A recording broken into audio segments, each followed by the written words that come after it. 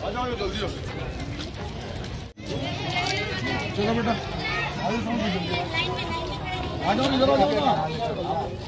ये देखिए जल्दी बेटा, क्या ये दो लाइन आ जाओ, दो लाइन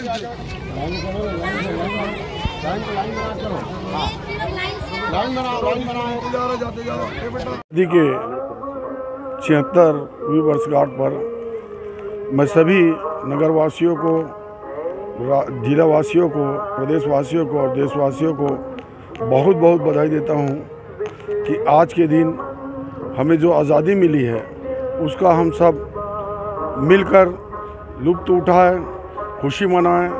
और आज के दिन मैं उन सभी शहीदों को नमन करता हूं जिन्होंने अंग्रेज़ों से लड़ाई लड़ के हमें आज़ादी दिलाई है।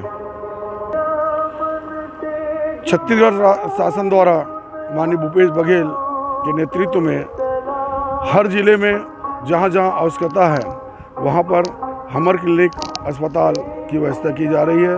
और आज गौरीनगर वार्ड क्रमांक 13 में शासन की योजनाओं के अनुसार माननीय प्रभारी मंत्री श्री अमरजीत भगल के कार्यक्रमों द्वारा यहाँ पर अस्पताल का भूमि पूजन किया जाएगा।